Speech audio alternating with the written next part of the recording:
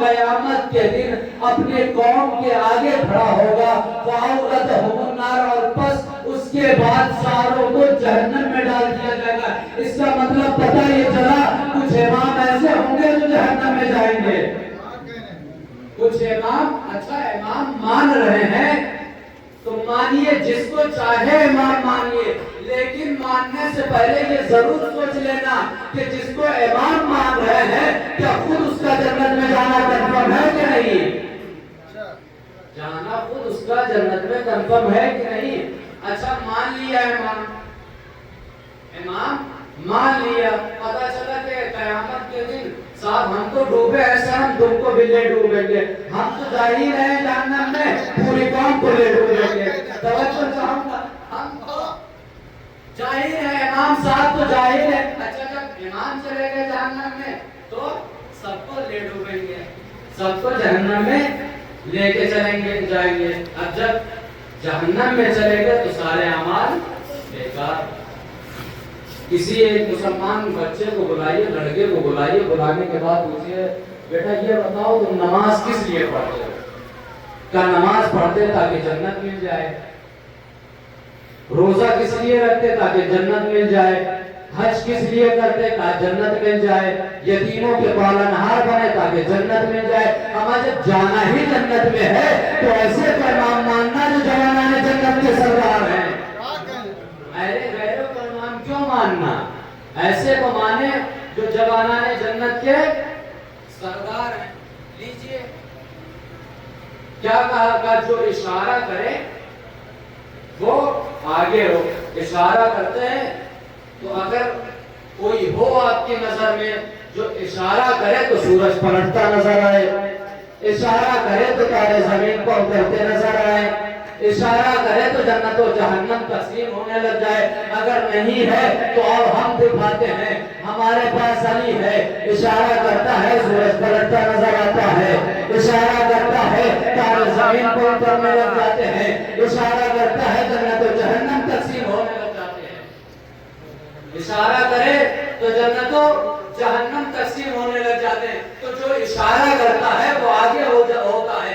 اس کا مطلب یہ ہوا کہ علی آگے ہے، ہمارا علی آگے ہے، سورج پیچھے ہے، علی آگے ہے، چاند پیچھے ہے، علی آگے ہے، قمر پیچھے ہے، علی آگے ہے، سلسبیل پیچھے ہے، علی آگے ہے، جنت پیچھے ہے، علی آگے ہے، کوثر پیچھے ہے، علی آگے ہے، سیارے پیچھے ہے۔ اب اگر آپ سے کوئی یہ آ کر کہے کہ ساری اگر سب پیچھے کیوں ہے، علی آگے کیوں ہے، یہ سب پیچھے کیوں ہے، علی آگے کیوں ہے، تو ان سے پلٹ کر کہہ دیجئے گا کیونکہ یہ سب کائنات ہے، علی مولا کائنات ہے۔ صلوات بھیجے محمد۔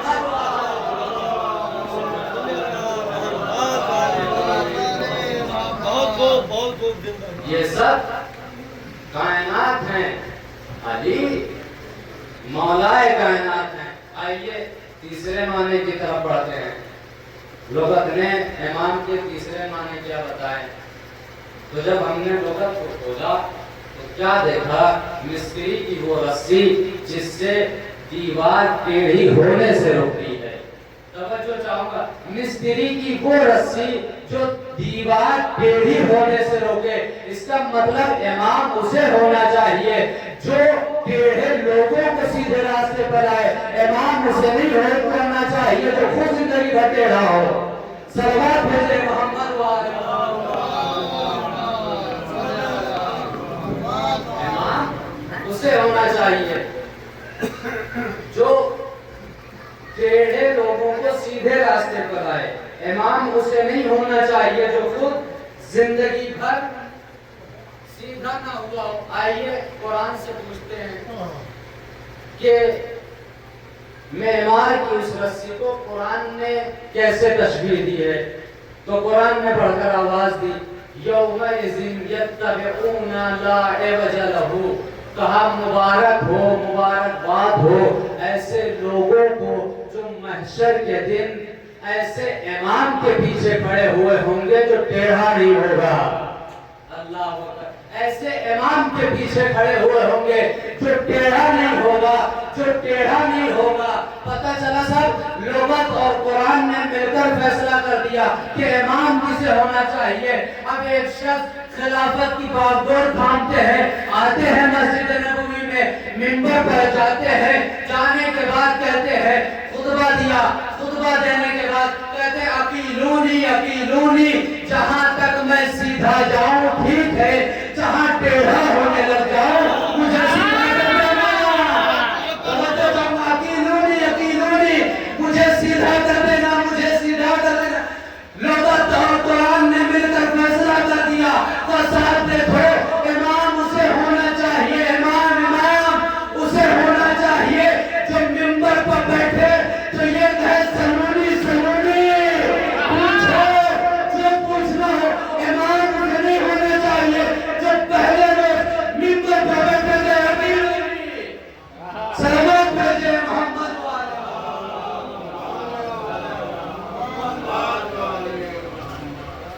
امام اسے ہونا چاہیے جو منبر پر بیٹھے تو کہے سلونی سلونی, پوچھ لو پوچھ لو, اس سے قبل کہ میں تمہارے درمیان سے چلا جاؤں.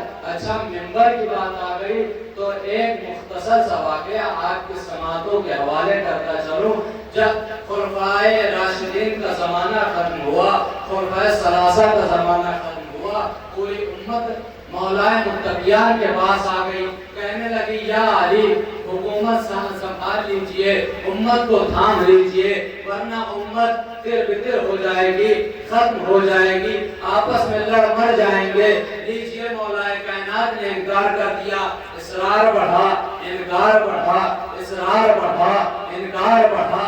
جب بہت اصرار کر چکے, اب ایک مرتبہ مولائے کائنات نے کہا ٹھیک ہے چلو مسجد نبوی میں جاؤ, اکٹھا کرو امت کو, ہم ابھی آتے ہیں. لیجئے سرکار, مولائے متقیان حجرے میں گئے, جانے کے بعد رسول کی قبا دوش پر ڈالی, رسول کی ابا شانے پر ڈالی, رسول کا امامہ سر پہ رکھا, دوسرا محمد پہلا محمد کی طرح تیار ہوا, دوسرا محمد پہلے محمد کی طرح آمادہ ہو کر مسجد نبوی کی طرف روانہ ہوئے. لیجئے مسجد میں داخل ہوئے, صفیں پھٹنے لگی, علی کو راستہ دیا گیا. علی بس توجہ چاہوں گا, علی کو راستہ دیا گیا. علی پہنچے منبر کے قریب, منبر کے پاس پہنچے. اب ایک مرتبہ پہلے میں منبر کی پہلی سیڑھی پہ پہلے سینے کا قدم رکھا, مجمع خاموش رہا. جیسے آپ خاموش ہیں ویسے وہاں بھی مجمع خاموش رہا. ابھی دیکھتا ہوں بولیے گا ضرور, مجمع خاموش رہا. دوسرے پر قدم رکھا, چینی گوئیاں شروع ہو گئی. تیسرے جملے کو پڑھ کر کہو, علی نے منبر کے پہلے سیڑھی پر قدم رکھا, پہلے کو پوچھنا, دوسرے پر پہنچے, دوسرے کو پوچھنا, تیسرے پر پہنچے, تیسرے کو پوچھنا. ایک نااہل کھڑے ہو کر کہنے لگا یا علی آپ وہاں جا کر بیٹھے جہاں رسول بیٹھا کرتے تھے, یا علی آپ جا کر وہاں بیٹھے جہاں رسول بیٹھا کرتے تھے. منبر پر ہاتھ مار کر علی نے کہا تو اس لکڑی کے منبر کی بات کر رہا ہے, علی کے یہ قدم تو رسول پر پہنچے. سلام بھیجے محمد والا,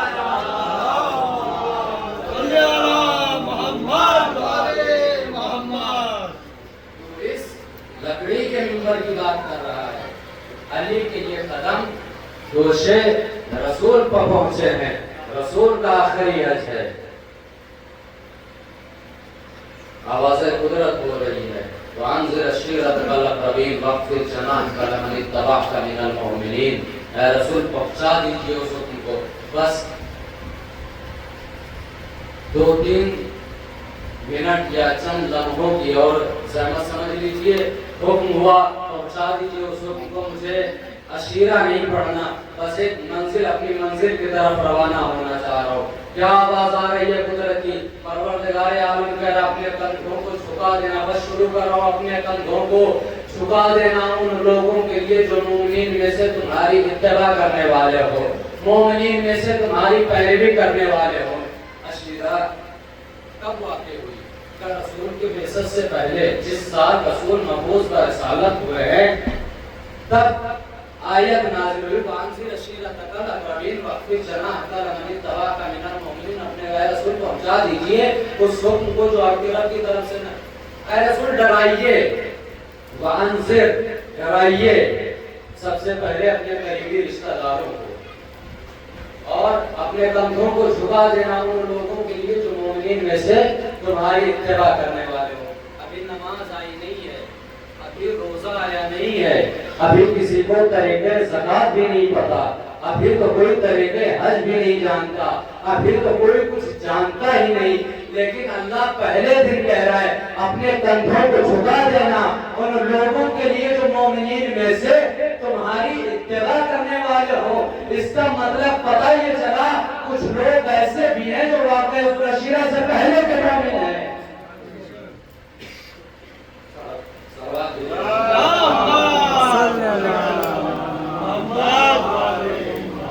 تین ایسے مقامات ہیں جہاں پر رسول نے اپنے کندھوں کو جھکایا ہے۔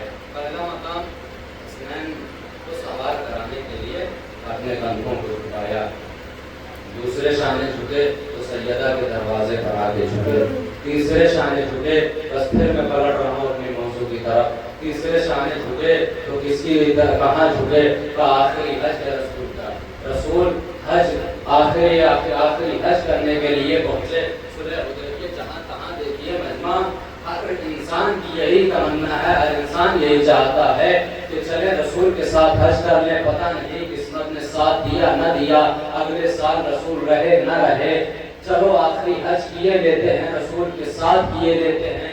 لیجئے سارے مسلمان کعبے میں اکٹھا ہو گئے، صلح حدیبیہ ہو گئی، حکم ہوا کعبے سے بتوں کو گرا دیے جائیں، کعبے سے بتوں کو گرا دیے جائیں، بتوں کو گرا دیے گئے، کچھ بڑے بت، کچھ بڑے مغرور بت جو نیچے آنے کا نام نہیں لے رہے ہیں، ساری قوم آ گئی یا نبی اللہ، کچھ بڑے مغرور بت ہیں جو نیچے آنے کا نام نہیں لے رہے ہیں۔ رسول چلے، علی کو ساتھ لیا، کعبے پہنچے، علی کو شانوں پر سوار کرا دیا۔ اب رسول نے آسمان کی جانب دیکھا، نصف النہار پہ سورج چڑھ چکا تھا، بلال کو حکم دیا کہ بلال جاؤ اور جا کر اذان کہہ دو۔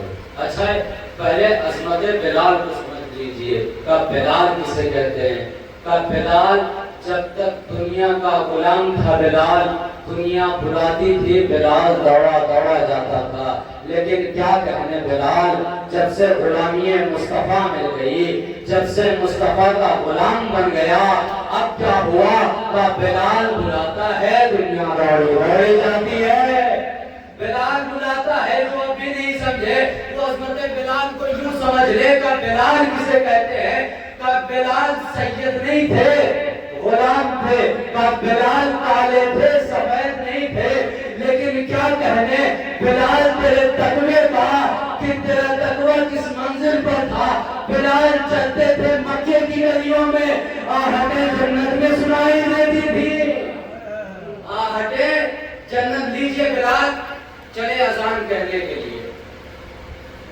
اب ہاتھوں کو بلند کیا، چاہتے ہیں کہ اذان کہیں۔ اب ایک مرتبہ دیکھا کہیں جگہ نہیں مل رہی ہے، رسول کی جانب دیکھا، رسول سے کہا یا نبی اللہ اذان کہنی تو ہے لیکن کہوں تو کہاں کہوں، کہا بلال جاؤ جا کر کعبے کی چھت پر اذان کہہ دو۔ لیجئے بلال چلے، کعبے کے قریب پہنچے۔ اب ایک مرتبہ کعبے کی عظمتوں کو دیکھا، اپنے آپ کو دیکھا، کعبے کی رفتوں کو دیکھا، اپنے آپ کو دیکھا، کعبے کے درجات کو دیکھا، اپنے آپ کو دیکھا، کعبے کی رفتوں کو دیکھا، اپنے آپ کو دیکھا، کعبے کی بلندیوں کو دیکھا، اپنے آپ کو دیکھا۔ اجی مجھ جیسا ہوتا تو اعتراض کر دیتا یا نبی اللہ مجھ جیسا بیت اللہ پر چڑھ جائے، لیکن وہ بلال تھے، وہ مزاج نبوی جانتے تھے، انہیں معلوم تھا ارے جس نے عظمت کعبہ بتائی ہے وہی تو کہہ رہا ہے کعبے پر چڑھ جاؤ۔ لیجئے کعبے کی زنجیر پکڑ کر بلال کعبے کی چھت پر چاہتے ہیں اذان کہیں، ہاتھوں کو بلند کیا۔ اب پھر دل میں خیال آیا کہ جتنی تکبیریں کہی ہیں میرا رخ کعبے کی طرف تھا، چاہے صبح کی اذان ہو چاہے صبح کی اذان ہو چاہے مغرب عشاء کی اذان ہو میرا رخ کعبے کی طرف تھا اللہ کی الوہیت کا اعلان کیا میرا رخ کعبے کی طرف تھا اللہ کی کبریائی کا اعلان کیا میرا رخ کعبے کی طرف تھا اللہ کی بزرگی کا اعلان کیا میرا رخ کعبے کی طرف تھا اب تو میں خود کعبے پر کھڑا ہوں اب کس جانب دیکھ کر اللہ کی الوہیت کا اللہ کی ربوبیت کا اللہ کی کبریائی کا اعلان کروں کس جانب دیکھو اب ایک مرتبہ توجہ جاؤں ایک مرتبہ کعبے پر کھڑے ہوئے بلال نے رسول کو دیکھا یا نبی اللہ کس جانب دیکھ کر اللہ کی الوہیت کا اعلان کرو اب ایک مرتبہ رسول نے علی کو بلایا بلال گھبراؤ نہیں علی کو دیکھتے جا اللہ کی کبریائی کا اعلان کرتا جا سنیے گا سنیے گا بلال بلال علی کو دیکھتا جا اللہ کی کبریائی کا اعلان کرتا جا علی کو دیکھتا جا اللہ کی ربوبیت کا اعلان کرتا جا علی کو دیکھتا جا اللہ کی بڑائی